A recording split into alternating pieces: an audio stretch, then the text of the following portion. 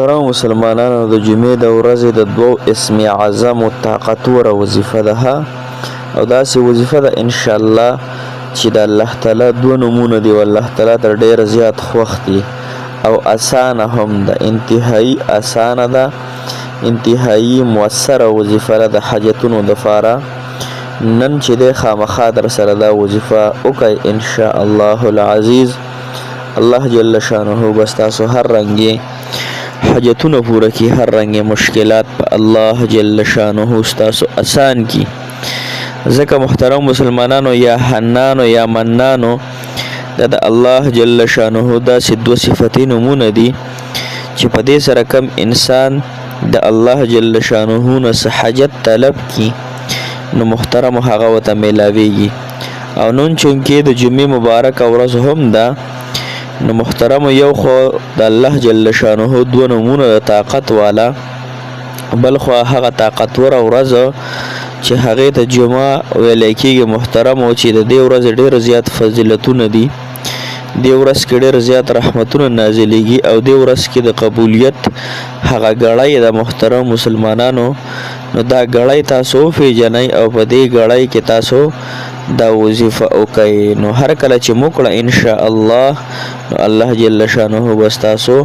حاجتونه پوره کړي، ستاسو مشکلات په الله جل شانه آسان کړي. لہذا نن دا وظیفه خامخا تاسو زمونږ سره ضرور به ضرور واورئ. السلام علیکم ورحمت الله وبرکاته. ډېر معزز و محترم و قابل قدر مسلمانان رونو خویندو، هغه مسافر کم چې بهر وطنونو کې ژوند کوي دغه مسافر دی الله په ډکو منګولو راوستلی کې. محترمو نن د جمعې مبارک ورځ ده او د جمعې د مبارک ورځې د دوو اسم اعظمو انتهایی مؤثره، انتهایی محترمه او مکرمه وظیفه ده. دا وظیفه د هر رنګې پرابلم دپاره، د هر رنګې حاجت دپاره، د هر رنګې مشکلاتو د اسانېدو دپاره ان شاء الله العزیز تاسو نن ورځ وکئ. ګوره جمعه ورځ خو پخپله یو بهترینه ورځ ده، ځکه د ورځ کې داسې یو څو ګړۍ دي،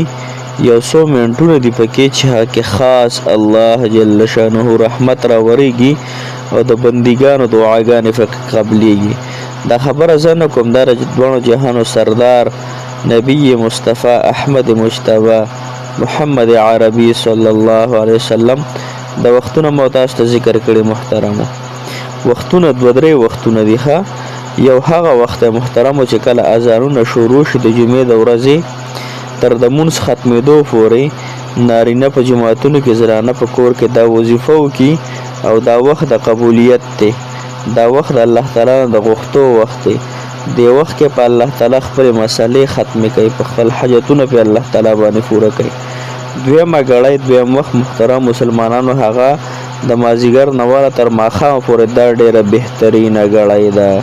د یعنې بهترین اوقات دي. دې اوقاتو کې چې کوم انسان د زړه په درد او اخلاص سره د رب العالمین د دې دوو نومونو اسم اعظمو وردو کې وظیفه وکړي دی به چېرته هم نامراده پاتې نشي، دی به ډېره ښکلې زندګي به یې مومي، دی به د خوشحالو ژوند به یې مومي، دته به هېڅ مشکلات په دنیا کې رانشي. راځئ هغه وظیفه راته ښیم چې څوک راته به وایو. محترم مسلمانانو دا وظیفه به تاسو د اصحاب بدر چې په اصحاب بدر کې څونه صحابه کرامو هغه شرکت فرمایلی و د هغې تعداد مطابق به وایي، یا د جالوت په مقابله کې طالوت علیه السلام چې څومره تعداد نو محترمو دا یو برکتي تعداد دی ها. دا یو او کم پیغمبران چې کم الله تعالی خاص خوښ پیغمبران دي ټول دي، لیکن بعضو ته بعضو باندې فوقیت درجې ورکړی شوي دي. نو کوم انسان چې په دې تعداد سره انسو سره دا وظیفه وکړي نو دا به د برکت والا ګرځي. تعداد څومره 314 مرتبه. هر کله چې د جمعې اذانونه شروع شي 314 مرتبه به دا وظیفه په تسبیح باندې وکړئ. خو کله چې اقامت شروع شي نو په زړه زړه کې به دا وظیفه کوئ. کله چې د دواړو خطبو په منځ کې امام صاحب لږه سعی او فرمایي چوپ شي دغه وخت کې به دا وظیفه کوو. مخکې وروسته به یولس کله درود ابراهیمي وایي او څنګه چې فورا د جمعې منځو شي زنانه په مصلی باندې کینی او نارینه به هم په مصلی باندې جمعات کې کینی او د اسم اعظم وظیفه به وکړي او بیا به یو سجده ولګوي شکرانه سجده ها او په دغه شکرانه سجده کې به الله تعالی ډیر تعریف بیان کو الله تعالی ته خالق ی الله ته مالک ی الله ته پیدا کون کې الله ته رزق ورکون کې ذات الله استاد ذات سره بل ذات شریک نشته الله ته وحده لا شریک له ی الله زما مشکلات آسان کې الله بل رب زما نشته الله بل در زما نشته الله ز چرته لا شم الله سره در نه چرته نشمت له الله ته ما د خپل دره د نا امید مفات کې دوی مخدار محترم مسلمانانو چې کله د جمعې په ورځ باندې د مازیګر منځو شي کنه تاسو به دا وظیفه شروع کړئ مخکې وتی اولس پر درود ابراهیمی وای به ورست 314 پر یا حنان یا منان عشق او محبت او اخلاص سره به کې ورست به بیا درود ابراهیمی وي او بیا به یو سجده شکرتان لګي د الله تعالی حمد او ثنا او تعریف بیان کې او بیا په دغه سجده کې د الله تعالی نه خپل حاجت طلب او بیا ما خامو نفس هم 314 پر وګای د ماسختن نمو نفس هم 314 پر وګای دغه طریقې سره وسره یو د شکرانه فتور یو سجده خالص مخلص د الله تعالی د فارو کوي او الله تعالی خپل حاجت طلب کوي وړاندې کوي